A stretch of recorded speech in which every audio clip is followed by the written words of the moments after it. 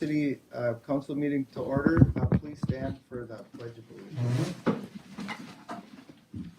I pledge allegiance To the flag of the United States of America and to the republic for which it stands, one nation, under God, indivisible, with liberty and justice for all.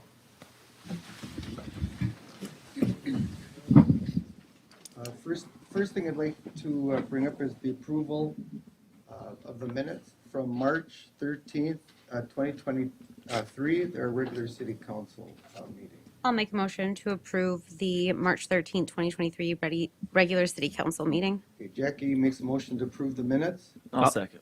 Kyle seconds. All in favor say aye. Aye. Opposed?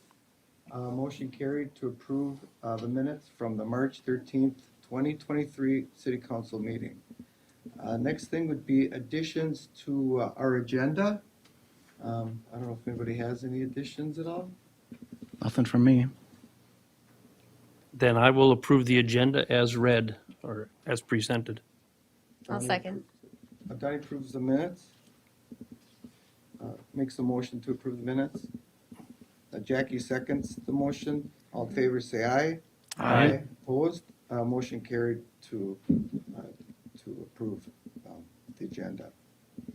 First, I would like to swear in our new city council member, Gary Berg, who this is his first meeting with us, and we're really excited to have him. So Gary, if you'd like to stand up by the plate, I can swear you in.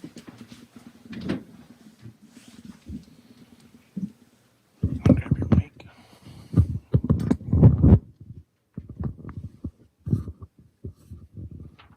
Raise your right hand.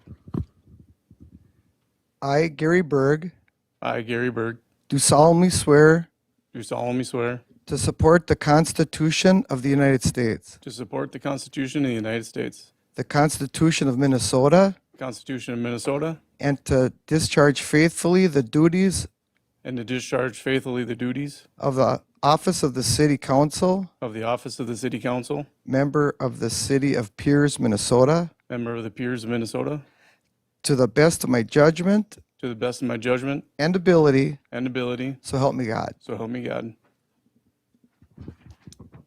Congratulations. Thanks.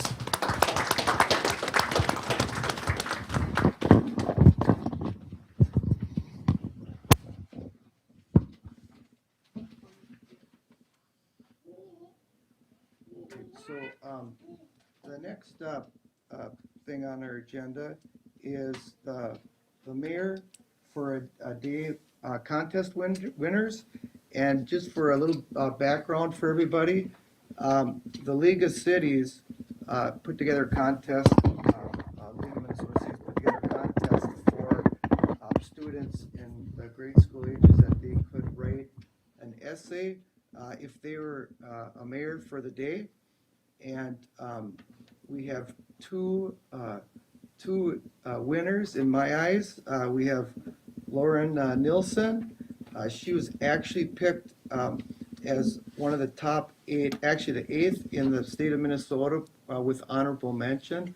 And there was quite a few entries, so that's a really good accomplishment. And then we also have here this evening, Kira Okroy. She was the local winner chosen by the mayor of Pierz with her essay. So what I'd like to do first is to have Lauren come up, and Lauren, you can sit right here, and we would love to hear your essay that got you 8th place in the state. Is that mic on? Yes. Yep.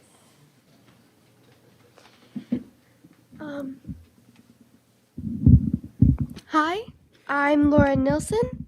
I was awarded honorable mention, and so this is my essay article thing. So, if I were mayor for a day, I would create an evergreen club, planting flowers and vegetables around the town, making our city a bit brighter. I would also suggest making the Pierz Library open longer. People would be able to read books for longer and read after school and after work. After I'm done with that, I would create an indoor public pool in town to cool off in the hot summer days. We go we go to the other towns to swim, and it would be great here for campers and for anyone. Adults and kids would have access to the pool after buying a yearly pass. It would be free each time after that. I would add big slides, 2 diving boards, a concession stand, and public access to floaties with the cost of very little money. In the winter, I would close down the slides and make an indoor skating rink. Then I would add a Starbucks with many varieties of drinks and treats. I would add an indoor park for the kids and a lounge for waiting. I could also allow dogs inside to have puppuccinos. I really like Pierz, but I feel like it would be better with all these things. Very good.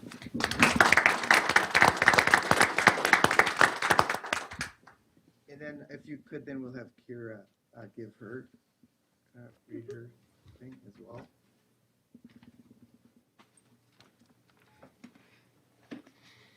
Well, we didn't really rehearse anything, so I'm just going to read my essay. Go So. for it. If I was mayor for a day, I would add to the campground and playground. I would add more campsites and more things to do. I would also try to make the library bigger and get more books. When I come into town, I notice how clean the streets and sidewalks are, so I would try and keep that up. I would try to expand the trail a little bit. The trail is used for bikes, rollerblades, strollers, and people that walk and run. It would be great if it looped all the way around the whole town. I would also try to add a small trampoline park near the playground. I would get a little bigger of a slide at the swimming hole. I would also like to keep dumping sand in the river so that it has a great beach. I would also like to continue having the snowplow come through town. That's what I would do if I were mayor for a day. That's fantastic. So I think I'm just gonna come around there, you guys. I have for each one of you a recognition award. And it states, whereas the League of Minnesota City hosts a Mayor for a Day essay contest in the state of Minnesota, 4th through 6th grade students, and whereas several Pierz Pioneers Elementary and Holy Trinity School 4th through 6th grade students have participated in the League of Cities Mayor for the Day essay contest. Whereas they got one for Kira, one for Lauren. Was selected, so Kira was selected as the local winner for the Mayor of the Day, and Lauren was in the top 8 in the state of Minnesota with honorable mention. And then now, therefore, I, John Perleberg, the Mayor of the City of Pierz, on behalf of the City Council, do recognize you guys for your achievement. We got our seal on it, and also I signed it for you guys. So I'll just come around and I want to shake your hands. Just waiting. Kira, congratulations. Thank you so much for representing our city. Congratulations. Thank you so much.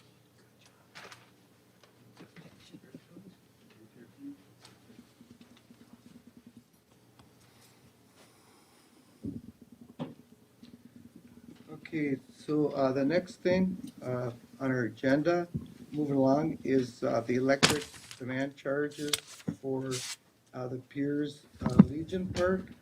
It's a sports field, it's basically a sports field lighting rider. So I don't know if we have any thoughts or, Dave over here, you want to have him come up? Dave, if you want to come up and fill us in, please.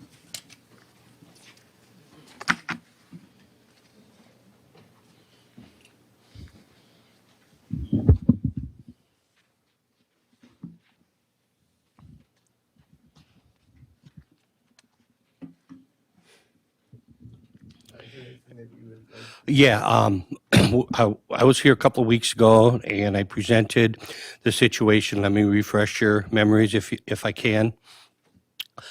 We do get charged a demand charge out on our baseball field for turning the lights on when we turn them on at about 8:30 in the evening. And that demand charge generates almost $500 each time we turn that on, or at least for the month.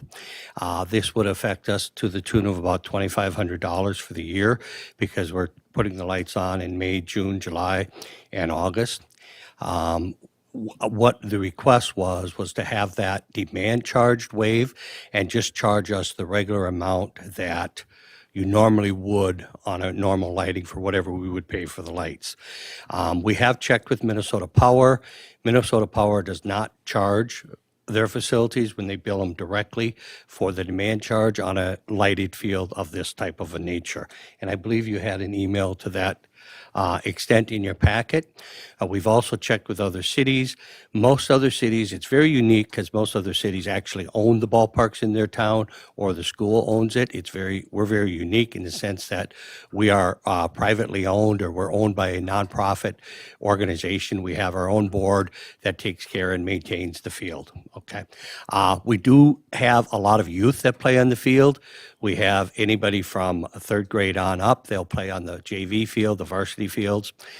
When they get into the 14 and age group and older, we do not charge them. We do not charge the high school, the VFW, or the Legion directly to play at our field.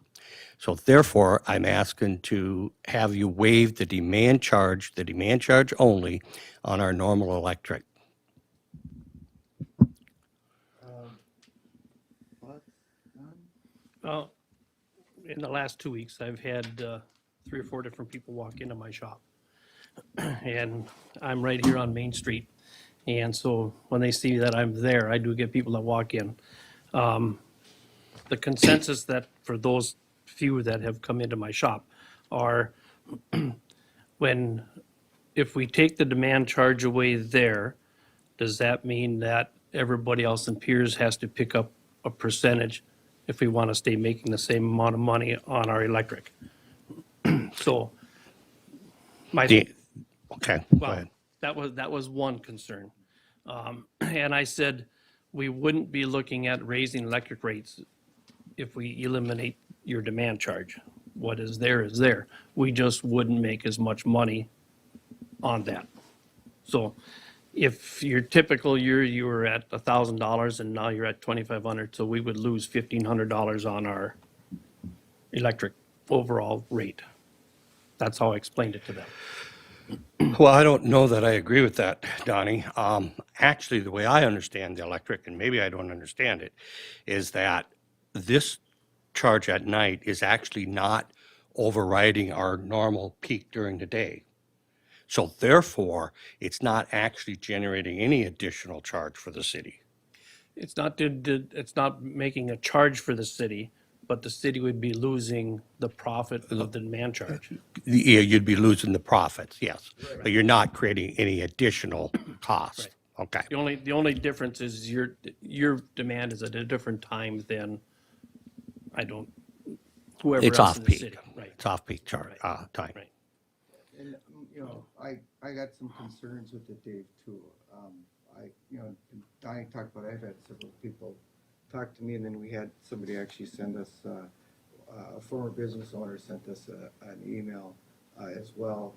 And I have a tough time because where do we draw the line? We got the church in Pierz, we got the library, we got different businesses that couldn't. Now, the library necessarily isn't going to pop into that, but the church could. The high school, so we could have the same situation with the high school when they turn the lights on for tennis or track meets. And I think we're at this point. I think we're setting a precedent that I personally wouldn't want to go down that path. Okay. John, could you explain to me what lights you have at church that is creating a big demand? They have a ball field out there? Just say, Dave, I'm just saying that it could be a possibility of a midnight mass or something like that. And that creates a lot of demand on lights? How about the high school, Dave? Well, the high school's in the situation we're in. My proposal, What I'm trying to say, John, is you're trying to compare an apple to an orange here. You're not doing we're a very unique situation. right, so I guess in the way I look at it is, we don't know if the rates, which are probably gonna go up next year, they're probably gonna go up the year after that. I hate to do a waiver, not knowing what the future holds for us. I think we could help out with a combination, and we do have some donation funds left in in our dedicated funds for donations, and I think that we could help you with that, with some funds that we donate, and then we could see where it all sits, how it rolls out this year. We'd have a better idea of the costs when it comes in a full swing, and then we could take another look at it. I guess that's my point. So I don't know if somebody wants to make a motion in that direction, or if we got more discussion. Well, I'd like to hear how the rest of the council feels, quite frankly, John. I think you need to understand, everybody needs to understand, this isn't me. This is the entire community, our entire baseball community. We play a lot of games out there. That affects a lot of businesses in this town. We run tournaments on weekends that bring a lot of people into this community. If you want to do away with night baseball in Pierz, you're taking the first step. If that's really what you're trying to do here. Well, If this is a vendetta for whatever reason, Donnie, I don't see any vendetta, but Oh. I owned a business for 35 years that I had to do things to make my bill lower. You have said that you don't even want to try to do that. Now, come on. I've said those things aren't practical, Don. I didn't say we wouldn't try to do them. I said they weren't practical for us to do in that environment. Dave, I was just gonna say, I would appreciate it if you wouldn't make comments like what you told Donnie about being a vendetta. It has nothing to do I with don't that. have We're a- doing what's right for the city of Pierz, not only for the baseball team, but all the residents of Pierz as well. There's things you can do. You can manage the lights. How? Unfortunately, Tell me how. put the switches on at That, different times. how much is that going to save? We Well, won't know we've- unless it's tried first. Yeah, that's We right. have tried it. We have tried it. And it hasn't saved us anything. A, B, you're going to go out in the middle of a ball game and put one bank of lights on and then wait 20 minutes and put the other bank on, or you're going to turn them on an hour before the game starts, half hour before the game starts. Now you're paying that much more for lights. We've looked at those situations. We've talked about them. They're not practical. Well, I don't have an answer for you. Yeah. Because at this point, what I'm hearing is you don't want to do that because it's not practical. So this last year, And it's so hard for me to stomach that. this last year in 2022, because we're looking at, this is for the, I have kind of what actual costs were in 2022. So obviously, they did go up significantly from 2021 when it all changed. So, last year, you guys, what I'm hearing you say is that you tried doing the different electrical changes to adjust the demand charges? Yes. This last year? Eric and I went out, and Eric Gaffney and I went out and tested them to see what kind of demand they would create by putting one bank on versus putting on two banks.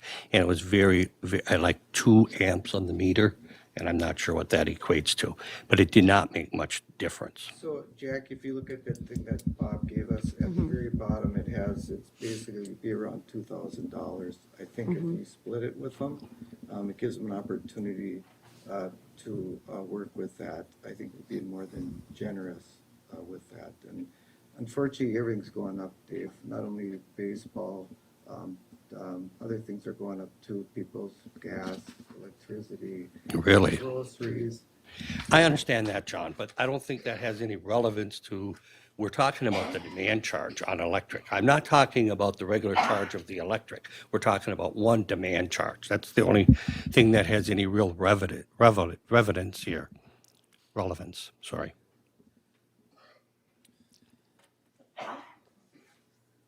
Eric, you got anything? Well, You're new, but Thrown into it. that might be a good thing for you to, I think creating a precedent of just waiving all the fees is a bad way for the city to go. I mean, we're looking for the benefit of the greater good, right, for the town? Correct. And we don't want to, do you want to cut the bowling alleys, electric charges too? Okay, I'll repeat what I kind of said earlier. We are a very unique situation. We are not an independent business. Nobody's making money out there. We're a nonprofit organization, and we provide this service for the youth in this community, okay? Do you want to charge more youth more money to play ball out there? I mean, you got to get over the concept of that, you don't want to set a precedence. We're very unique. This is in other communities as well, and they do not charge this type of a fee for them. Have you gone and asked for additional donations to cover these We, costs? we ask for donations for a lot of things. It would, those donate, if we took the money we have and used it for this, it would be other things we wouldn't be able to do or wouldn't be able to provide. Those, just to let you guys know, those packets, there is some examples of waivers, but that's directly with Minnesota Power. So they have a lot broader base of customers than we do in our community. So they can also spread those costs out a lot further than what we have the capability of doing. Yeah, I know. The only comparable entity, I guess, I would foresee in this town with us would be the school, right? Right. With anything even comparable. So And they're a I think, nonprofit as well. you know, I think that's probably the thing we have to consider is if we do it for one, we have to do it for them as well. So I think that's really where I'm at, I guess. You know, I get the difference between a nonprofit and a business. Who's got and- the, Have the donations. who's got the lights down for Genola? I mean, Genola has them, but are they Minnesota Power? It's Minnesota Power, they do not charge a demand. So Minnesota Power doesn't charge a demand to any of their fields or? That is correct. That's, yep. And that's what I saw the one is at TJ. And neither do other cities that are in the NIMPA program or the NIMPA group, which is what we're a part of. You would actually, you talk about setting a precedence, you would be setting the precedence by charging us that. They own the ballparks too, I'm assuming, Bob. or- Many communities own the ballpark or the So schools they do, have that- correct. So they have, so by them doing that charge, obviously it reflects with the city because they're already bundled in with owning the parks. I mean, I think for me personally, I'd like to have talk about this more in depth in a workshop, just to get the new information with Minnesota Power, really take a look into what other communities are doing, because I don't want to make a decision hastily. I also have no problem giving extra money as donations if we've got that in our budget. Where I'm at too, So, just to cover the cost at least this year, and then we can kind of see what next year kind of Right. brings. Right. But having that, at least sharing the cost with them as a donation. It originally was in the workshop, it just was brought to the agenda. Yeah. Yeah. I think we keep it in that workshop agenda, and I think we can, basically say that we're probably gonna help out this year with additional donations and, If we can get an actual ordinance or an well, actual yeah. plan or an actual thing in place. What is it you need to discuss? What is, I guess I'm wondering, what's the delay? I mean, Do you want I- to make a if, decision tonight? if you want to, if you want to take a vote, take a vote. If you don't do it, you don't do it. But what are you going to discuss in a workshop? I guess you've got all the information here. What more information are you going to get? You guys, so is there a motion for the donation or? And just It's not a donation. I wouldn't classify it as a donation. You're waiving a demand fee is what you're I think waiving. what we're talking about, Dave, too, is we need to be able to make, if we're gonna write an ordinance or write an exemption to the electric fees or do any of that, that needs to be discussed on how we want to do that going forward. Because if the Legion transfers ownership somewhere else later down the line or The does Legion whatever- doesn't own anything. Well, you know what I mean. No, Legion doesn't own anything. We're a nonprofit organization that owns everything. Whatever you do with the school is a different entity. I mean, that's a decision you have to make. Right, so that's why we have to have a conversation about the ballpark as a whole, and we have to have a discussion on what we want to do to set that precedence going forward. Like I said, this year I would make a motion to, and I don't have the donations right in front of us on what we have left to spend. Then get about $2,900. I mean, at this point, I would say if you're saying the difference here is gonna be around that 1,000 or 1,900, I have no problem doing a donation of $1,900 in addition for this year to cover the demand fees. And then we can actually have a conversation about what it's gonna look like and how we can make this fair going forward for everybody. I think we So need that- to have it really outlined as Yeah. if additional So- people so come do you to want- us, did you make because I a don't want to motion, do this Jackie? again, and we're not gonna just pick and So, choose each person, I don't think. Jackie makes a motion to donate out of our dedicated donation funds for $1,000. I said No, 1,900. she said the whole 1,900. For $1,900 for the ballpark. That electric should demand pretty much charges. cover everything, except for if you have more or less any extra, but what Bob is figuring, correct? I guess in all fairness, this is the first, I literally just did this an Right. hour ago. I mean, Right. I So haven't we're done a just lot of looking work at- on it, but this does not include May and June. I don't know how many field, games you have May and June. So Jackie made a motion, right? For $1,900 extra Is there a donation second? for this year. I'll second it. Kyle seconds the motion for the electric demand charges of $2,000 or $1,900 for the Pierz Legion Park. All in favor, say aye. Aye. Aye. Opposed? Motion carried. For Pierz, City of Pierz to donate $1,900 for the electric demand charges for the Pierz Legion Park. Thank you, Dave. Thank you. The next thing on our agenda is our annual garage sale days, and we have Gene Litke here and also Terry Gutwald to talk. So if one of you guys would like to come up, we'd love to. Well, I'm an avid garage sailor, so I'm all about this. Right. So we had discussed a little bit about doing the garage sale days. It would be Thursday through the 20th, so it would be Thursday through the Saturday. But then if people want to do garage sales on Wednesday night, Wednesday evening, that would be kind of up to them. And then the cleanup days would be on Saturday then. So I think that's what it was last year. If that worked out for other people in the community. It would be after the Little Falls one. The Little Falls one is the week prior to. So it's just, with the weather in April, and it's just can be variable. We just opted to stick with May date. We were considering doing an ad in the paper like previous years, and that would be just a small little ad that we're requesting some donations or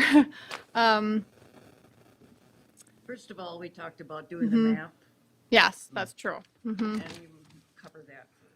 So we originally were thinking, this is back in like 2014, 2015, where they had a huge map in the paper of all of the different addresses where all the garage sales were, and then it was like 1 through 50, and then you could go on your map and look to see where each garage sale was. However, when I called the Morrison County Record, they said that would be $900 per page, so it'd be a total of $1,800 for that entire space. But then if you say, well, there's 70 garage sales, then it's just kind of divvied up that way.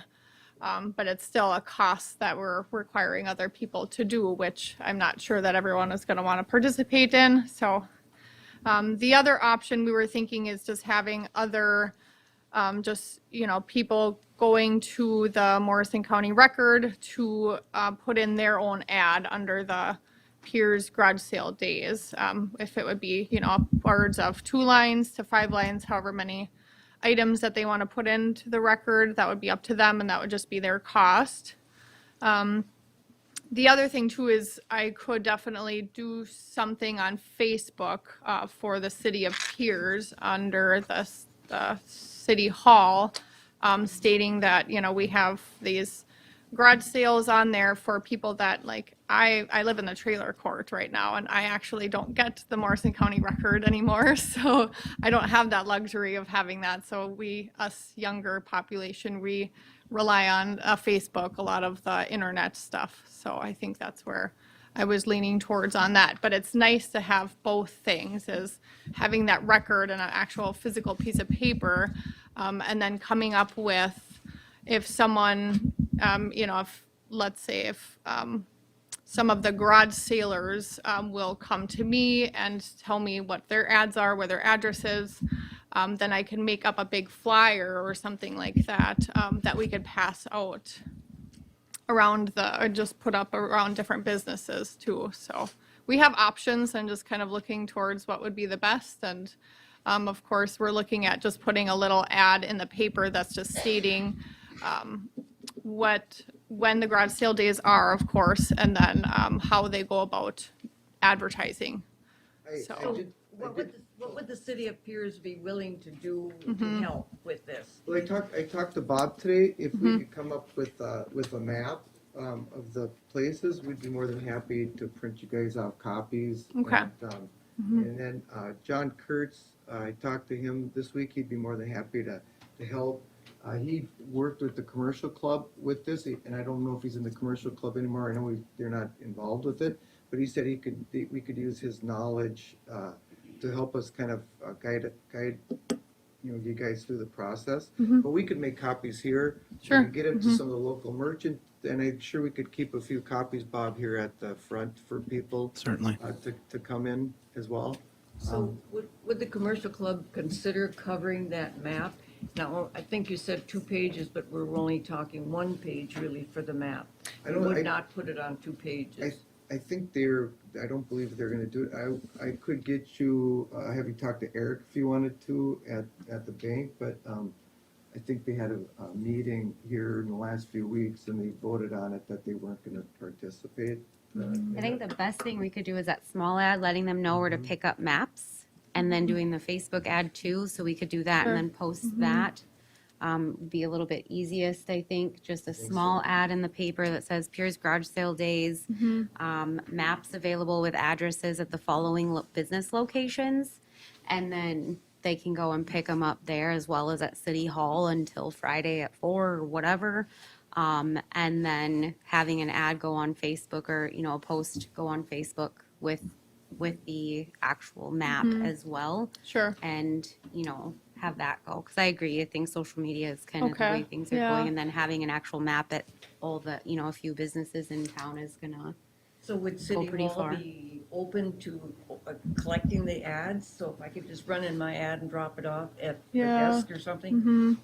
Is that okay? And the rest would have to follow callers in. Yeah. That was part of the point of this whole thing, was forming a committee to kind of get it out of the cities. So Bob. you don't want to collect the. I can do Okay. whatever with my time. I'm Sure. getting paid by the city and Just you have to guys have a decide box that, but throw sure. Yeah, I mean, unless there's just like a little drop box that we That's can set all. off. It's just I can't really have You people guys would coming. pick them up then and do what? Yeah, County Record yeah. would It's pick just 'em like, up. we can't have people coming to our house at all Yeah. ends of the hour. I think we can set Just up, thought- we can have Yeah. a basket, but. yeah, I we don't could have think- like a basket or something to that's all put it was something before. in. Yeah. Yeah. Remember Because that? I don't know what was done previous years. I just don't know why it couldn't be Yeah, done then this year Deanne then. So, And I think Terry said she would pick them up personally herself. Fantastic. Right, Terry? Leave me out of this, I will do whatever I can. Okay, all right, I'm sorry. So, I mean, if they want to, Sure. if individuals want to do an order on. yeah, and they still can, if I they want to mean, do it with their own record. Yeah, if they want to do their own on the record, I think Mm-hmm. it's more or less like, it's a generic ad that you say like literally all the maps and locations will be at these businesses and you have the map there and Mm-hmm. Sure. we're more than happy to print as many copies as need be. Yeah. And I have no problem with us having a little basket there with something from the record saying this is what your ad would cost. Mm-hmm. Yeah. But that has to be on the actual homeowners to fill it out and They fill it send it Yeah. out in. and then close their check or their Yeah. cash with that ad. You have nothing to do with Yeah. the money part of it. Mm-hmm. Just, and if they don't have the right amount, the Morris County Record, I'm sure will call them and say, hey, not enough. I had pushed this ad a little bit to just have a little thing like this with the start of the Pierz ads, this little square, and it'd be kind of a little Pierz garage sale days when we start the Pierz ads. And they gave me a price of $26.39, and I said, well, we'll get it from the commercial club, but we won't. I don't think Well, you so. could still talk to them, maybe they would be willing to do They might be something. willing to do Yeah, that. you guys could talk to them. Um, Mm-hmm. So just a suggestion, what's been done in the past is they've collected $10 from every person that signed up. On the, with the map, I know we did, everybody had to pay a certain amount of money extra for, to be on them. But Yeah. And I want to say that now the ads, when I had called before, it was like $20 to $30 yeah, per. I was in there Yeah. and you circled it. Yeah. So I guess if, yeah, And there was another one, but I said, we don't want a double row, we just want a single column. sure. But that's, Okay. That works for us. So we'll go so back. we, okay, so we can have the city, you think will accept a basket to collect the ads, that's no problem. That's fine. Yeah, I don't think that would be a Yeah. problem. That's not a problem. That's We no just problem. can't, we just, with a lot of the things that have been coming up and year end happening and all of that, it's really difficult to assign one of our 2 employees to doing the back end of that piece. Just a box or a basket. Yep. That's doable. Okay. That's it. That sounds good. Great, well, I- thank you. Do you guys have any other thoughts or anything, Gary? No, I think using the technology that we have is great. Facebook, I think the greater part of the population has Facebook, so. So then I think who runs the Facebook? Nobody. The city runs the Okay. Facebook. So then I don't know if so that's something that I could post on there, or if you guys would have to post something on there. If you create it, we can post it. So okay. if you create the content, we can post it. Now, if you wanted to do an ad through Facebook and do a boosted post, you know, that's something that we can talk about as well. And somebody could pay $5 and boost a post or do something like that. But we have to have that conversation. Yeah, I think just the city hall and people can share that post, you know, throughout everywhere. So without having to pay extra, yeah. The other thing is that the city provided a public toilet. Is that still necessary, do you think? I don't know what we did in the past with that at all. I don't remember. I don't- Probably was run through the commercial club. I don't know if it's necessary or not. I don't know, I would, talk to John Kurtz once maybe, get some I will, insight from okay. him. I would say, if you're gonna have all of the things like at Reds or at different businesses and they have bathrooms, I'm sure they would totally allow people to use them just And for, with the 3 bars, that should be Yeah. enough, Oh, right? yeah, that's Yeah. right. I'm thinking. they can Yeah. fill up on their bladder and get rid of it at the same time. Okay, wonderful. Thank you guys so much. Okay, Here, I can so just pass it next we have Jim Brewing, and he's from Planning and Zoning, and he wants to talk, I believe, touch on a fence permit for Thanks, Jim. David Michaels. Yes, we just have one permit this time, and that's a residential fence permit application by David Michaels to make a 4-foot chain link fence in his backyard. That's the old stump house there. And he has a map on his application, and it looks reasonable. And I spoke with him. He said he was going to have it surveyed, and then he could put it on the line if he wanted to, and he thought that was a good idea. But he was planning on having it surveyed, so we really don't have any issues with that at all, and feel that would recommend that you approve that fence permit. Okay, would somebody like to make a motion on that? I'll make the motion. Donnie Seconded. Donnie makes a motion to approve the fence permit for David Michaels. I'll Gary. second. Gary seconded it already. Okay, Gary? Oh. Yep. Gary seconded? Okay, so all in favor say aye. Aye. Aye. Opposed? It's passed for planning and zoning permit for the fence permit for David Michaels. Next, on our list, we are honored to have Ashley Meager here that will give us our audit presentation. So I'm going to be going through this document. It's the summarized version of like the bigger financial statements that we prep on behalf of the city. Goes through all the important things, obviously the financial results of the city, as well as the things we're required to tell you all as far as what we came up with during our audit. So I will start off with this first page, which is audit process and opinion. So we have a couple new council members, so I'll kind of go through what exactly an audit is, what we do. So we get the city's records, invoices, receipts, et cetera. We do a number of inquiries, procedures, testing, kind of dive into things, look at what's going on with the city throughout the year. And really through all that, we're looking to issue an opinion.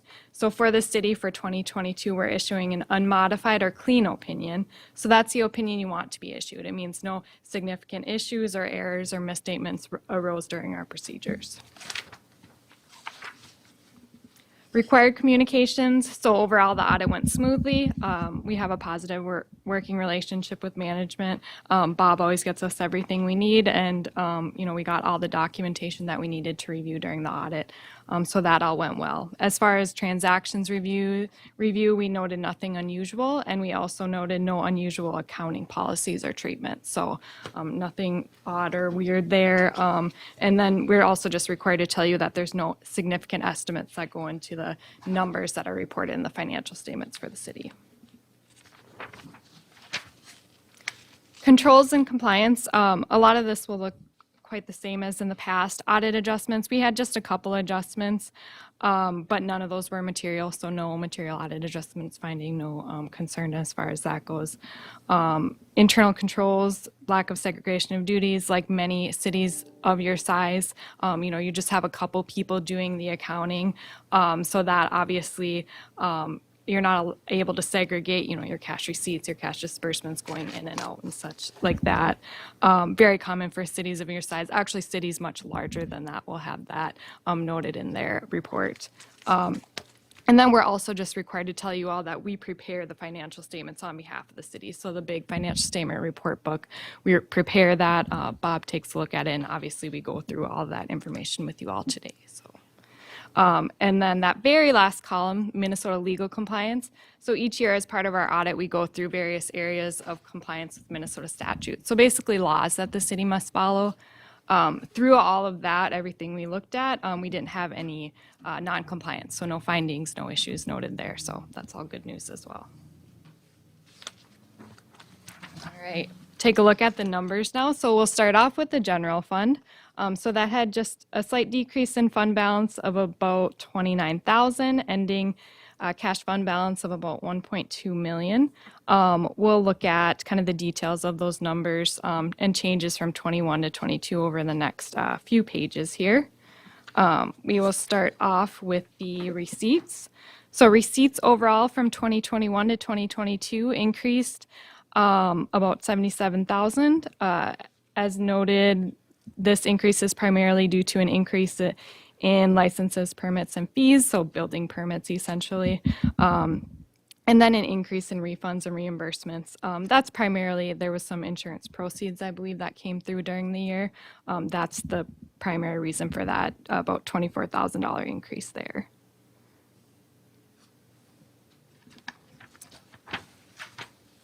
On the flip side, disbursement, so money going out for the city's general fund, overall increased about $390,000 compared to 2021. A majority of this increase relates to, you'll see their capital outlay increased quite a bit. A majority of that's the down payment for the Public Works building purchase that occurred during 2022. A portion of that was also paid for with contract for deed. So that's just like the down payment. And then there's also some road repairs and maintenance in there as well. So it's not entirely that down payment there. And other than that, you'll see not a ton of changes as far as the other categories.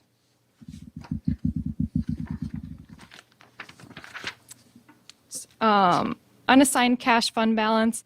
So that cash fund balance of about 1.2 million that we looked at a couple pages ago, we usually look at that as a percentage of the budget. So basically your budgeted disbursements, we'll look at that unassigned fund balance. So that's your spendable. That's what you're sitting there. You don't have to set aside for anything else. It's strictly your spendable portion of your general fund. And we look at that, like I said, as a percentage of your budget. Overall, that decreased just a bit and sat at about 71% at December 31st, 22. Decrease is just due to the spending down of some of those, that unassigned fund balance on things like capital outlay. The unassigned fund balance sat at about 636,000 at 12/31/22 and about 730,000 at 2021. So that's a primary reason for that change. Yep. So you referenced, I think, 71%. Yes. Is that the suggested, you're coming down, there's a suggested policy of to have maybe 40% for the general cash fund balance. Mm-hmm. Is that 71%, is that the cash fund balance? So your 71%, that is your spendable portion of your cash fund balance as a percentage of your budgeted disbursements. So it's your 636,000 of your spendable fund balance, and then that divided by what your budgeted disbursements were for the year, which was, if we go back a couple pages, like just under 900,000. So that's kind of where we come up with that number. You get that? Yeah. The idea there is that how much do you have sitting in that spendable? And would that cover like a year's worth of disbursements? Like, let's say the state shuts down and you can't get LGA, you can't get your funding to come in. That's the idea, is that if you have some money sitting in that, like, that bank there, essentially what I'd say, then you'll kind of cover, your 70%. You'll get through 70% of the year, basically. So that's where that kind of 70% comes in. I will note that the city doesn't have a policy of kind of where it wants that percentage to be at. We do have, I think, one of the last pages of this presentation, we have a recommendation to maybe set something. A lot of cities set, anywhere from maybe 20 to 60%, or they might look at, 50%, get you halfway through the year. So that's a recommendation we have this year, to kind of look at, where do you want that unassigned to sit at, and how much do you want to have sitting banked there, and maybe not go below that percentage. Right now, it's pretty healthy. I mean, 71%. We see a lot of cities that'll choose like anything from 20 to 60%. So 70% is by no means unhealthy, unassigned fund balance, but just kind of something to keep in mind, so you're kind of having that bank sitting there, and not going below that, maybe you set 60% percentage or something like that. So that's kind of the idea with that. Any other questions on the fund balance or general fund related or anything?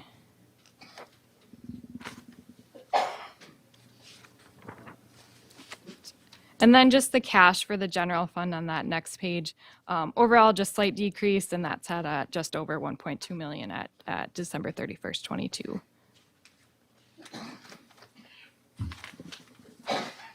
Then we'll just take a quick look at the city's other governmental funds. So we'll start off with fire fund, just a decrease in cash fund balance of about 67,000 and ending balance of about 65,000. Major change there compared to prior years was, of course, a new tender truck, so that's obviously expensive for the city. Of course, half of that, I believe, was funded by the Relief Association, I think, or okay. So half of it was funded, and then the city also, you'll see that $90,000 line took money from the ARPA fund to help pay for that as well. So that $90,000 that came in was from the ARPA fund there. So, and then other than that, receipts sitting fairly similar from year to year as far as other items that flow through that fund.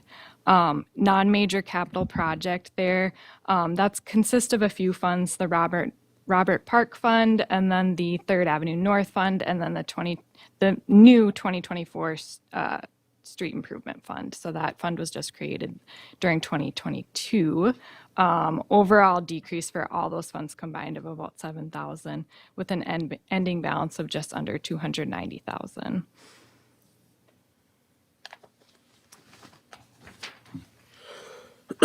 And then non-major debt service and special revenue. So debt service, those are your TIF district funds. Overall decrease of about 7,000 with an ending balance of negative 3,100. Primary reason for the decrease, initial cost for TIF district 1-13. Other than that, the typical tax increment coming in and then going out for those funds. Non-major special revenue, that's your EDA fund, MIF loan fund, Small Cities Development Fund, and then the ARPA fund.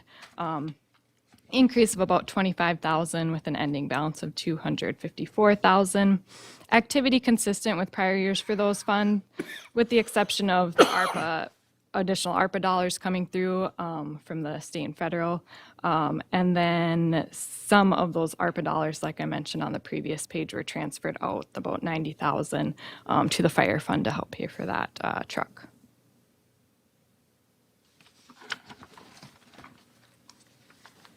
And then cash for those funds that I just discussed as a whole sat at about 606,000 at 12/31/22.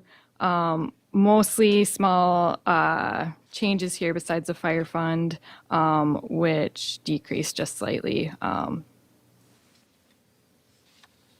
And any questions on those funds that I just discussed? Now we'll roll through the city's enterprise funds, starting off with the electric fund. Overall increase in net cash assets of about 181, just under 181,000, and ending just under 1.07 million. I'll note this in a few slides, but this 1 million doesn't reflect amounts that are due from the golf course and golf course and expansion funds. Some money was essentially loaned from the electric fund to that golf course expansion fund this year, and I believe last year as well. So that 1.07 million, like I said, we'll kind of go through where that cash actually sits in that fund because it has some amounts due to it from the golf course fund. Golf course enterprise fund, a decrease of about 408,000, ending of negative 547,000. I also have noted to the right here, you have a golf course fund, which is operations of the golf course, and then we have that golf course expansion, which is strictly the golf course expansion project. So I broke off to the right there just the portion related to that 2022 column that relates to the expansion project. So you'll see there, if we were to kind of take that out of the 2022 column, overall your golf course operations for 2022 would have been an increase in net cash assets of 41,000. So overall, your strictly operations for the golf course fund had an increase. So a swing the right way, upward increase in net cash assets and cash if we were to take out that golf course expansion cost there.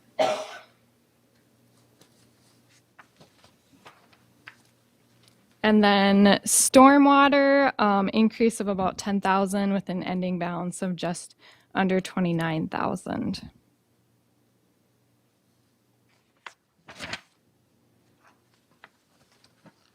And then solid waste, garbage or recycling, increase of about 10,500 with an ending balance of 178,000. Similar to the electric fund, that 178,000 does not include 150,000 owed from the golf course expansion fund. And I'll kind of go through that on the next page here. So the funds that I just discussed, as I mentioned, like the electric fund sat at about $1 million. Well, strictly cash for that electric fund you'll see here is 274,000. Because if you're looking at straight cash, what sits in that electric fund, 274,000. But the electric fund is owed, I think it's like 700,000, around 700,000. I think is the number from the golf course expansion project. So that's kind of important to know because that 274,000 is what you have to spend right this moment in the electric fund. And same with the solid waste fund as well. There's, I think, $150,000 loan between solid waste and golf course, and that here sits at about 28,000. So that's strictly the cash that you have in solid waste is 28,000.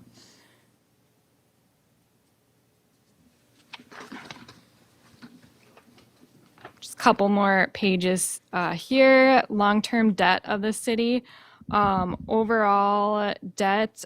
So the you'll see that red line, the proprietary type funds, that sat at 0 at 12/31/22. So the city had a rural Minnesota water refunding note in the stormwater fund. That was paid off, so that debt no longer sits with the city.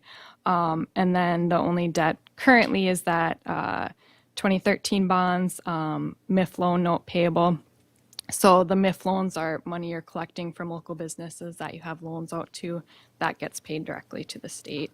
And then the contract for deed on the public works building. So it's just those three strictly right now that the city has being it paid off that proprietary type funds balance.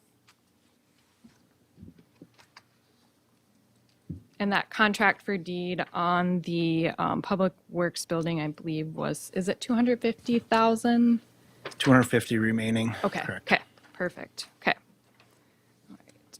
And this very last page, management advice recommendations. So one of these we kind of already talked about, that very bottom one, that recommending the city consider adopting a fund balance policy that kind of details the goals for that unassigned cash fund balance, so that bank kind of where you want things to sit for the general fund. That's one of our recommendations. We kind of already talked about that. The other two, one, we recommended the city implement annual written employee contracts. So currently the city approves wages with the budget. We see on a lot of our cities where you're doing an actual written and signed contract each year. That way wages are clear and written out. If you need to amend that or change that during the year, then you're doing a new contract, and then it's clear and written, and then you're just approving those contracts with a motion. You're not approving specific wages as far as that goes, but you're approving those contracts with a motion. So that's one change, just to clearly lay out wages for each employee that works for the city. Obviously, not a ton of them, but then you have that laid out each year, and it's approved annually by the council. And then the only other one, so we had a new statement on auditing standards issued this year. So we did a little bit of a deeper dive into internal controls than we normally would. So one thing that we kind of discussed with Bob and kind of thought might kind of beef up controls a little bit. So invoice review and payment approval is currently completed after vendor payments are made. So we'd suggest that payment approval process gets done before the payments actually go out and the checks are cut and everything. That way, if there's any issues, any concerns, you can catch that before the payments, are processed into the accounting system, and then the changes can be made at that point rather than after the fact. Just kind of changing the order things are done in, so that way, you have an additional layer of internal control there. So the council's reviewing those payments and disbursements, and if there's any concerns, you're raising your hand saying, what's this for? Then at that point, it can be, discussed, and potentially if things need to be corrected or fixed at that point. I did notice, I think that as far as expenses, that I think any of us generate, you'd like to have them in the very next day that somebody's back or something like that. I think I read in there. Maybe I misread it. To get the receipts back, like within a day of returning back from somewhere, or? Yeah, I don't know if we had anything specific to that. I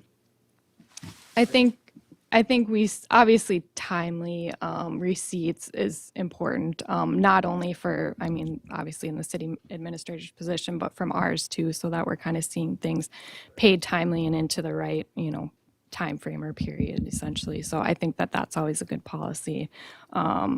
There is usually with the Minnesota Office of the State Auditor, they recommend things being paid within, I think it's like 30 to 45 days. That's the usual kind of process that they recommend. And I highly recommend, because it just makes things a lot easier to kind of track and make sure things are getting paid timely.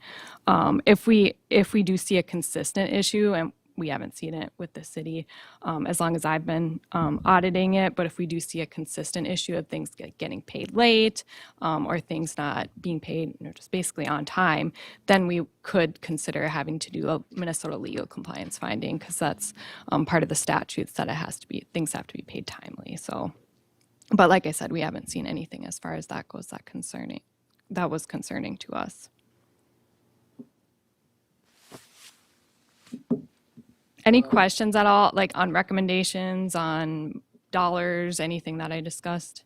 I just, I think Kyle and Sarah are kind of our point people, I think, on this kind of stuff. Yeah. And they do a fantastic job, actually. And that's why I just was gonna make sure that you guys are comfortable with it, but. I don't have any questions or I don't. anything. Jackie, are you good? No, I'm good. Good. Gary? I keep That was- forgetting you over there. It was a good presentation. It was- Yeah. looked good. And if anything like comes up in the future, if you're going through these recommendations, implementing new things, don't hesitate to reach out. I sent Bob a couple sample like policies and contracts and things like that.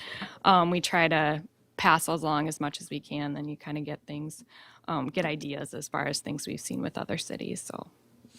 Yeah, we appreciate all your help with it. I know we Yeah. had a conversation on the phone that was real good too, so. Yeah, yep. I think we need a motion then to approve the audit, I believe, Bob? Yeah. So we'd like to, Make a motion to approve the audit. I'll second. Gary's gonna make a motion to approve the audit, Jackie's gonna second it, and all in favor say aye. Aye. Opposed? Motion passed to approve the audit from Schleiner. Schlennerwenner. Schleiner, Yep. same company. Yep. Thank All you right, so much. I yes, thank appreciate you it. all. Thanks, Ashley. Okay, so the next one is for Sarah Fighton to be added to the checking account and the safety box. I believe I need a motion. I'll make a motion to add Sarah to the checking account and safety deposit box. Okay, Jackie makes a motion to add Sarah to the checking account and safety box. One second. Gary? I'll second it. Gary seconds the motion. All in favor say aye. Aye. Opposed? Motion carried to add Sarah Fighton, our city treasurer, to the checking account and safety deposit box. And then up next is their schedule for the city council workshop. I believe we were talking about April 17th, kind of to help Kyle out a little bit too with all of his work he's got going on in tax preparation. I did take off the electric demand for the nonprofits. I scratched it off since I think we covered that. Other than that, we got the industrial park lots, donation process budget, the legalization of marijuana or the edible THC, which will be covered, the employee reviews and wage increases, liquor license at the Pierz Golf Course and Campground will also be on the schedule for the workshop. Bob, is there anything else? Just talking with Chief Hennigan, he can speak to that about the edible THC. That's not likely that we need to talk about that any longer. And then the liquor license, Tony is actually here and she's going to be talking about that. And if the council has a decision on that, we wouldn't need that as well. But we could leave it as is and cross it off if we need to, I guess, would be my recommendation. Okay. Any of you guys thoughts? Time you want to do it at April 17th? What time would we? Well, I'm just letting you know my deadline's actually the 18th this year. I've got fire practice that night, which I'd like to go to, but So the 17th is actually probably, Horrible? yeah. You want to do it, well, Wednesday, So, Tuesday? Pick a day. Wednesday or Tuesday doesn't work for you either. so what is the 17th, the Tuesday? Wednesday It's a night. Monday. Tuesday, the 17th is of April is a Monday. Monday. 18th is Tuesday, 19th is Wednesday. I could do Wednesday. So we do it April, what day is that then, Kyle? April what? 19th, Probably the 19th? April 19th then, 19th is a right? Wednesday. Yeah. Yeah. Does that work for you? Actually, April 18th and 19th, I'm down in the Capitol. Okay. Can we do the 20th? The Thursday? 20 should work. I don't think those work for me. I think I got some things already scheduled that afternoon, or evening, actually, probably into the evening. I mean, we probably don't need everybody here, but it'd be nice to have everybody. Yeah, I agree. Do we want to go into that next week, or how soon do we got to get after this? Industrial Park would be nice to get going a little bit on that, but the other things aren't as critical.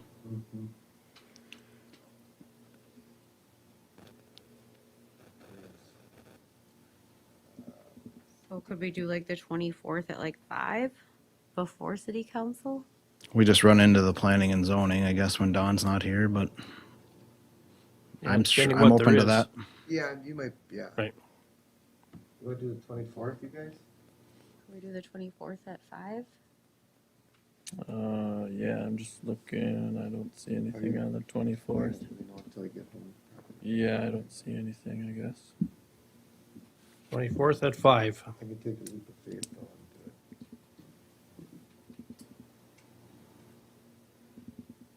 it. You off work by that?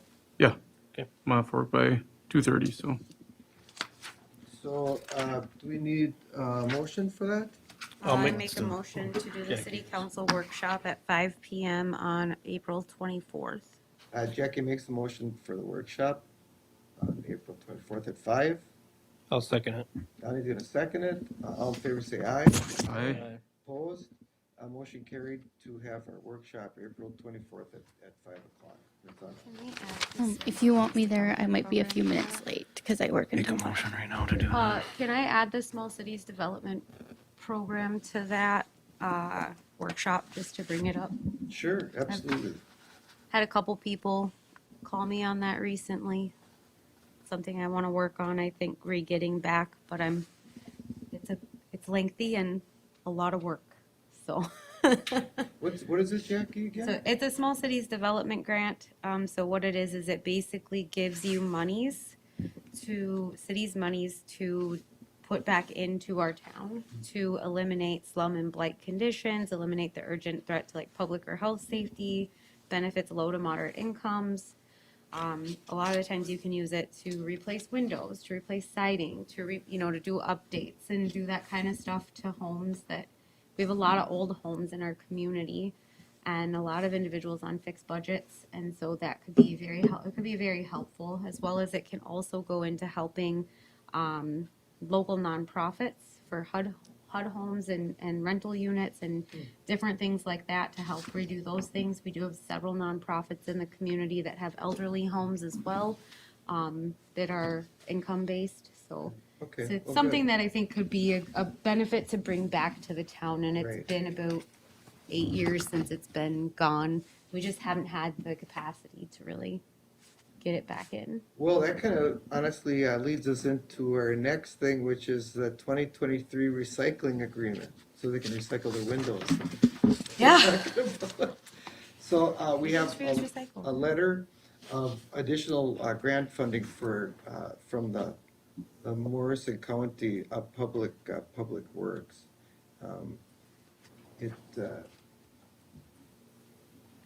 Yeah, I think that's what it is, Bob. Or is that the next one? That's the cleanup. Yeah, that is one. It's for $1,700, I believe. The first one would be the recycling agreement, and that just subsidizes the city's recycling program. Yeah, which is For really nice, 4,000, too. a little over. It's like $1,700. And I just need a motion. I will make a motion to approve the 2023 recycling agreement, the letter of additional grant funding of Jackie, $4,036.04 for Jackie makes a 2023. motion to approve the recycling agreement. I'll second. Kyle seconds it. All in favor, say aye. Aye. Opposed? A motion carried for the recycling. And then I'll make a motion to approve the 2023 cleanup day grant agreement of the 170506 for 2023. Okay, Jackie also, she makes a motion to approve the Clean Day grant agreement for 2023. I'll second it. Gary seconds it. All in favor say aye. Aye. Opposed? Approved for the Clean Day grant agreement with Morrison County Public Works. And then the next item is the scheduled cleanup day. And Bob was good enough. I think we got it set, Bob, for May 20th, 2023 from 8 a.m. to 10 a.m. Yes, Mr. Mayor, I'd still like to hold a solid waste committee meeting just to kind of finalize everything. That's kind of been on the back burner, but Yeah. soon as taxes are done, we're gonna finalize that before the cleanup day, so. Tentatively, yes, that's Tentatively? totally fine. And I always work it, so I have no problem working it. Okay, good. So do we need a vote on that, Bob? Yeah, let's do that. Okay, if I could have a motion? I'll make a motion to approve the May 20th, 2023 city cleanup day from 8 to 10 a.m. Jackie makes a motion to schedule the cleanup day for May 20th between 8 and 10 a.m. I'll second that. Donnie seconds the motion. All in favor, say aye. Aye. Aye. Opposed? Motion carried for the scheduled cleanup day for May 20th, 2023, 8 a.m. to 10 a.m. And then we'll meet to adjust the rates and all that stuff. Right? Yes. Then we have the annual designations and appointments. We modified them for Gary Berg to include him on some of the boards and councils and things like that. So I just need a motion for approval of those. I'll make a motion to approve the 2023 annual designations and appointments. Jackie makes motion to approve the annual designations and appointments. I'll second it. Gary seconds the motion. All in favor, say aye. Aye. Opposed? Motion carried for the 2023 annual designations and appointments. The next thing actually I think is really a cool deal. It's a donation of shelters request.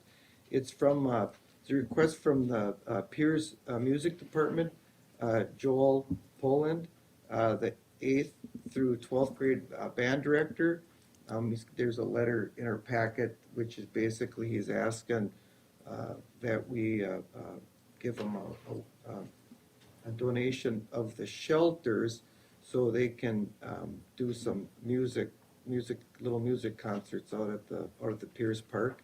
And I really love stuff like that. It just shows how strong our community is. And if it's, these days are really nice to go down there when I'm sure he's going to have them and enjoy some good weather and some good music. So I'm just looking for a Do motion. we know the date? I don't see a date. I have on to look here. at the letter again. Yeah, I was just trying to see if It's not in the letter, Mr. Mayor, but it was May 7th. It's a Sunday. And we have availability for that? It's been blocked off for a Okay, few perfect. months. Yeah, I'll yes. make a motion to approve then the donation of the shelter for the Pierz School.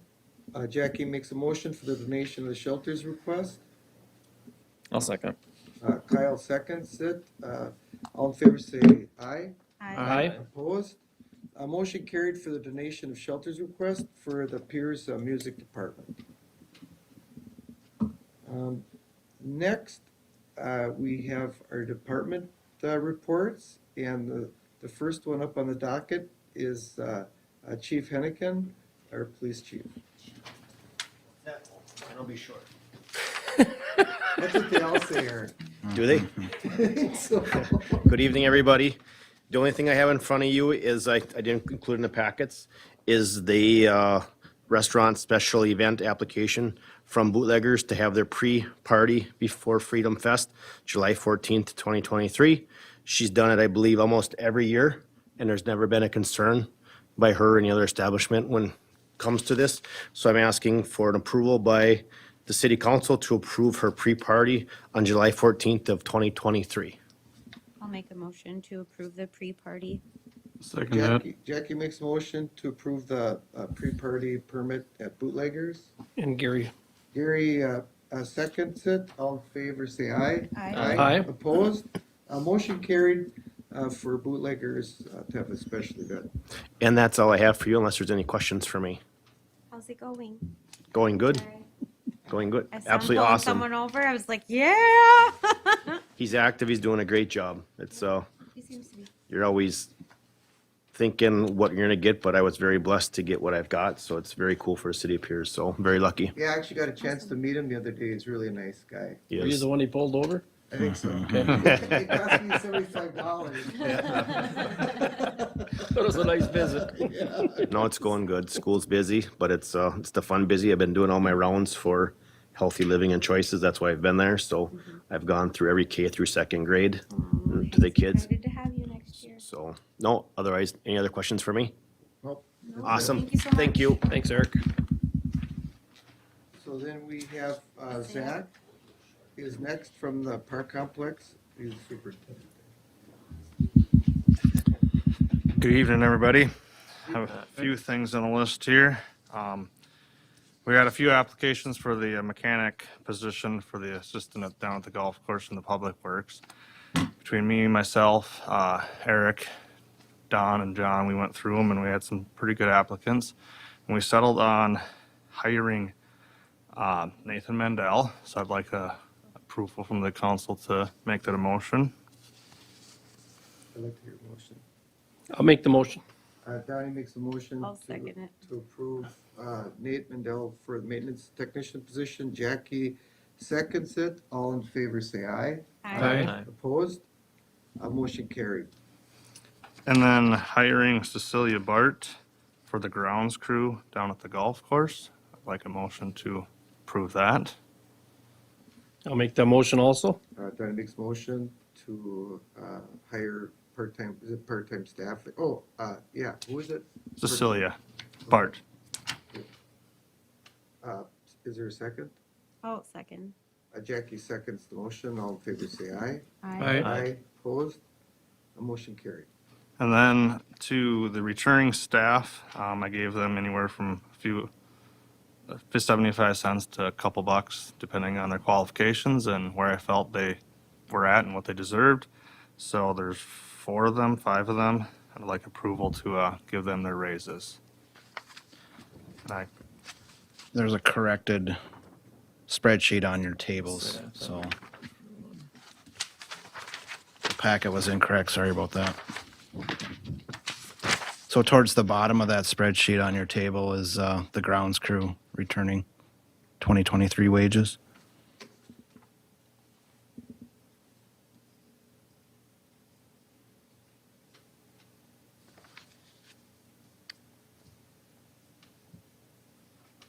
Can I ask why Doug isn't getting a raise?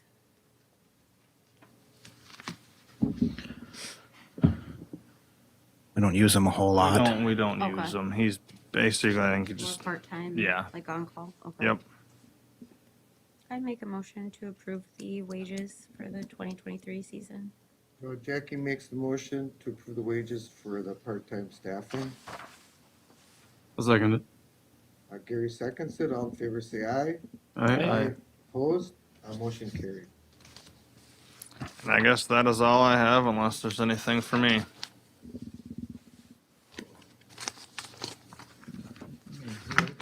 They're really good. It's really nice to work with you on the new maintenance technician. You did a really good job, good follow-up, and it's really nice to work with you on that, Zach. Thank you. Yep, he'll be coming in tomorrow then, and we'll see how he works out. Nice. Thanks, Zach. Next up, we have Tony Meyer, our new clubhouse manager. Hi, guys. Hey, Tony. Hi, Tony. I'm new to this, so I don't know what to do. You're okay. There's a few new people up here. Tony. There it is. I've been doing some interviews, and I have a couple of new staff coming on. And then the ones from last year. The new ones would be Maddie Andrea and Dylan Bolzer. You have to make a motion for them to. Yeah, we should have a motion for the 2 new hires for them. I'll make a motion Clubhouse. to do the 2 new hires, Maddie Andrea and Dylan Bozer. Jackie makes a motion for the 2 new part-time hires. I'll second that. Don seconds the motion. All in favor, say aye. Aye. Opposed? Motion carried, Tony. Thank you. And then the returning staff, wage increases. We need. I did do wage increases for some returning staff. There's a couple of them questioning because they think that the pay is kind of low, which I think I'm going to find with what's out there right now. There was one that had asked if I could go a little bit higher. I have not got approval yet.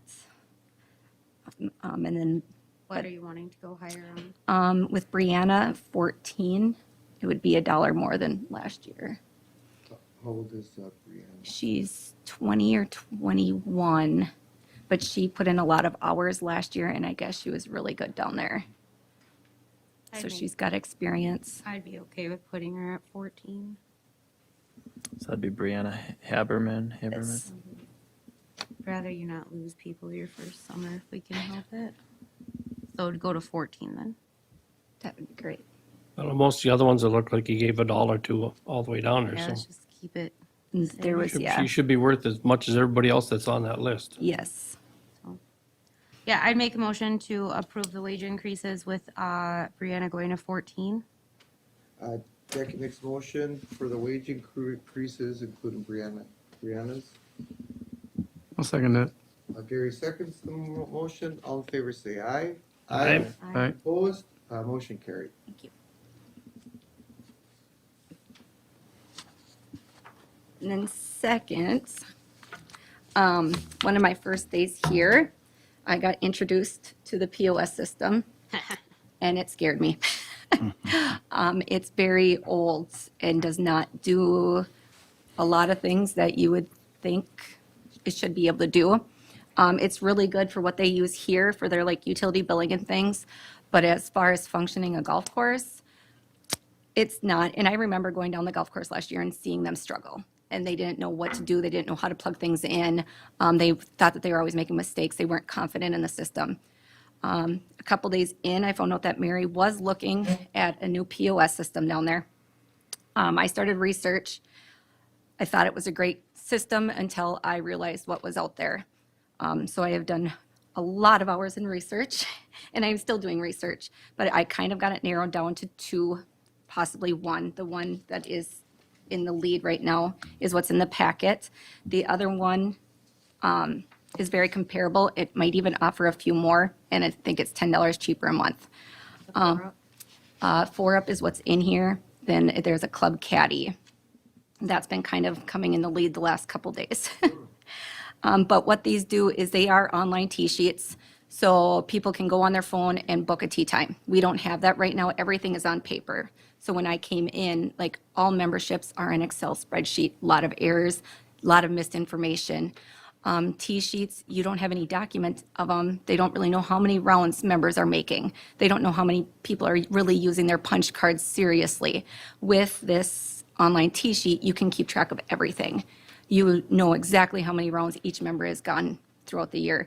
You know how many rounds they can use on their punch card, how many times they've used a golf cart.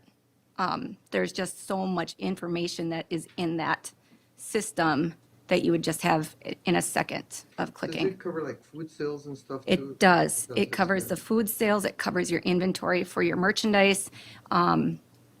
It covers, it would pretty much do everything that you need it to do in the clubhouse. We can even do our campground credit card sales through, so we can keep track of it through there. Otherwise, the campground is all online, which has been really easy. And there isn't really a system out there to do campgrounds and golf courses. And so I have been very happy with the campgrounds that they've been using. It's called CampSpot. Easy. It's awesome. And it's that online tee sheet, I think, is going to produce a lot of revenue on sales because people don't have to call in. They can pick up, and it's an app with one of them. And you can put an app on your phone. You can look at what's available for that day. You can book it and come in and play. So next year when we renew our board, we can have book your tea times on here. Yeah.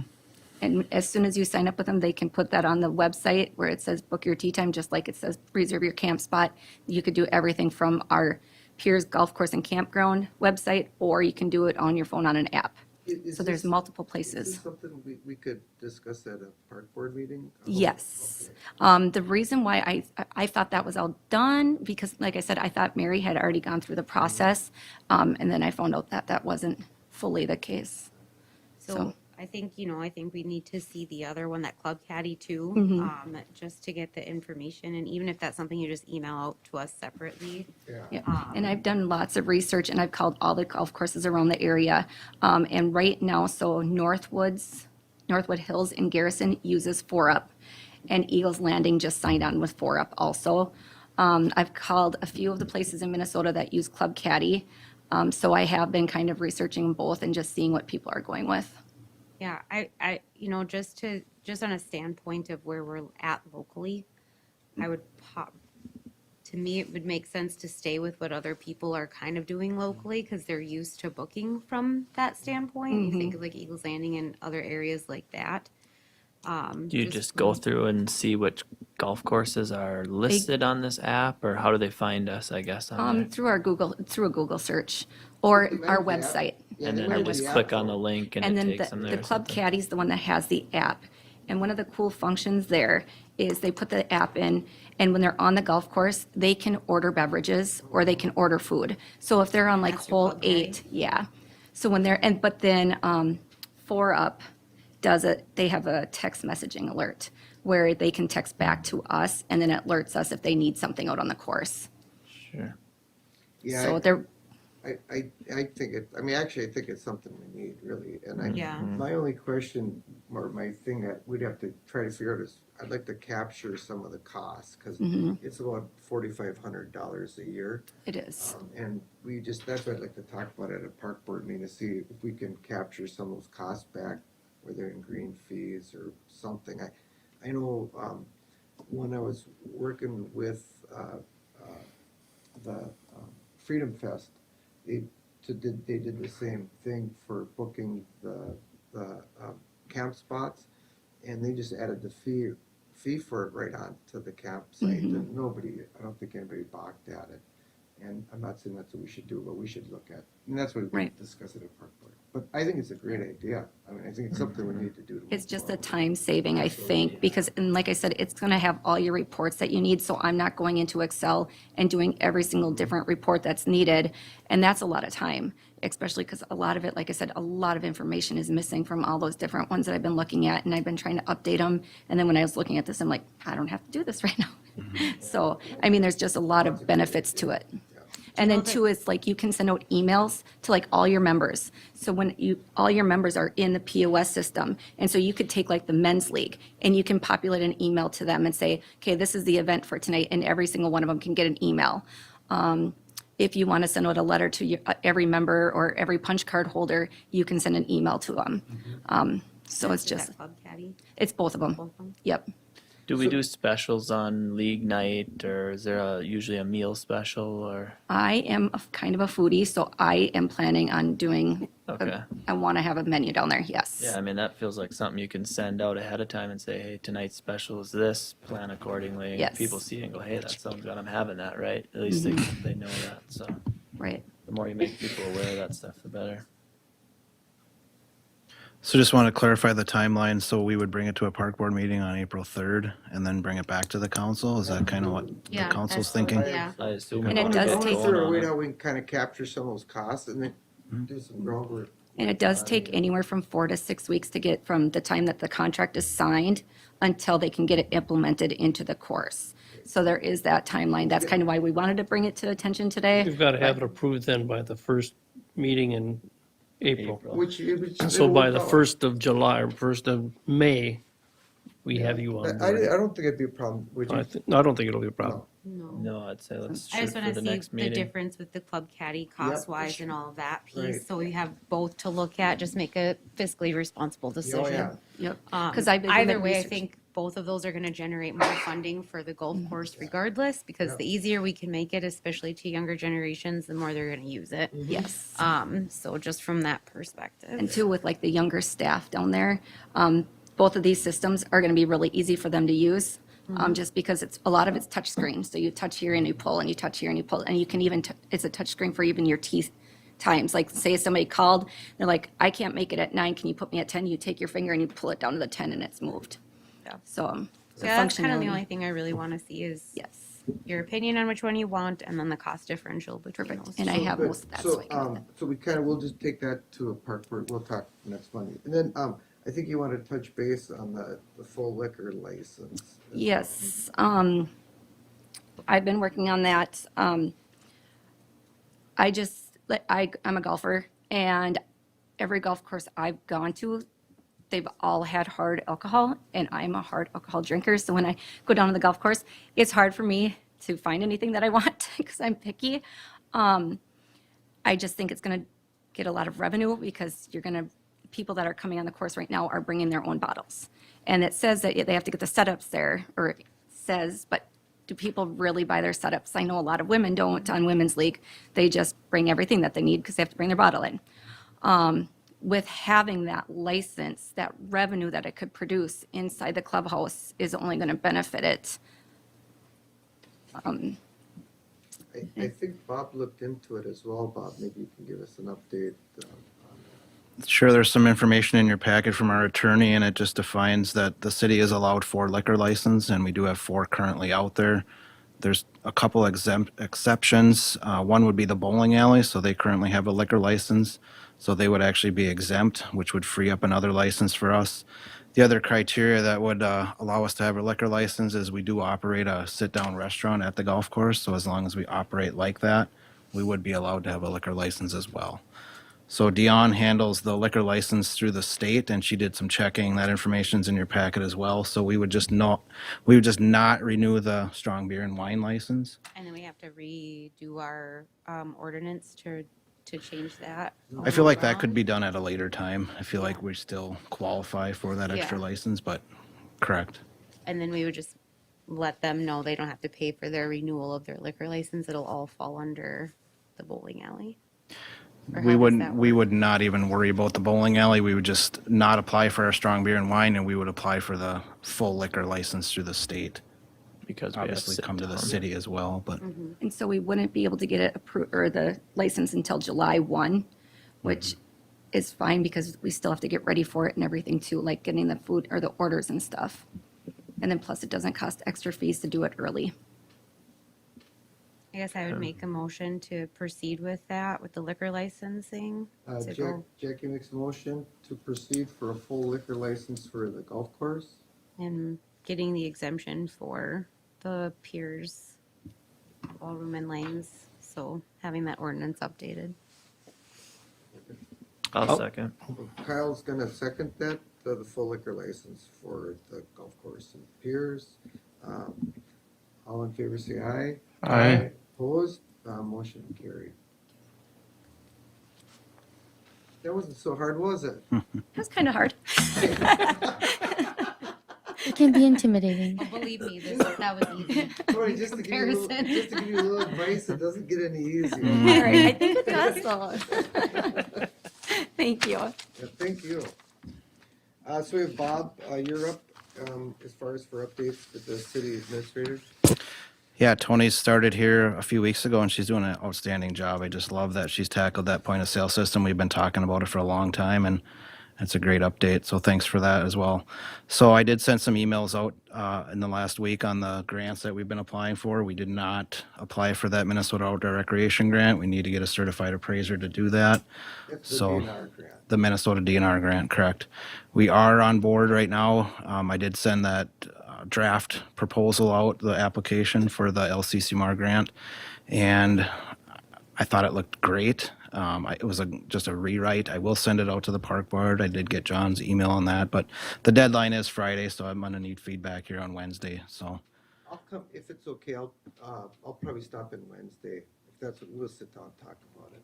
I'll be off Wednesday, but Are you? Well, I guess I'll talk to myself. I'd be in Tuesday or early Thursday morning would be the worst Yeah, okay, case. If that works for you, we just do it Thursday morning. And then we do have 2 applications for the laborer as far as the new 9 that we had discussed with former Mayor Dave Fisher. Still working through that. We don't have an applicant to bring to the council, but and then Phil Scribner, I'm not sure if we want to handle that or if we want Eric Afke here, but he is a part-time staff, and it'd be nice to kind of keep that part-time staff all at one time for raises. Right now, he does make $22 an hour, which is a decent wage for a Class B operator, but I guess in the spirit of just honoring him coming back, I think a 50-cent raise would be appropriate for that. So, I'd make a motion to approve a 50-cent raise for Phil Scribner. Yeah. Jackie makes a motion to raise Phil Scribner's wages 50 cents. Second it. Gary Berg seconds it. All in favor, say aye. Aye. Opposed? Motion carried. audit's out the door, and I'm happy about it. I said the audit's out the door, and I'm happy about it. She said that they did, these new standards, and it was extra this year, but it went well, so I'm happy. It looked really good, actually. It's pretty impressive. Yeah, she does a great job. So, that's all. That's it? Okay, so, the updates, the golf course expansion, Dave kind of covered last meeting, so we really don't have anything new on that. So I would just look for a motion for adjournment. You're waiting for me again. Have we Yeah. been here long enough today? Yeah, I'll make the motion to adjourn then. I'll second. Donnie makes a motion, Jackie seconds it. All in favor, say aye. Aye. Aye. Opposed? Motion carried.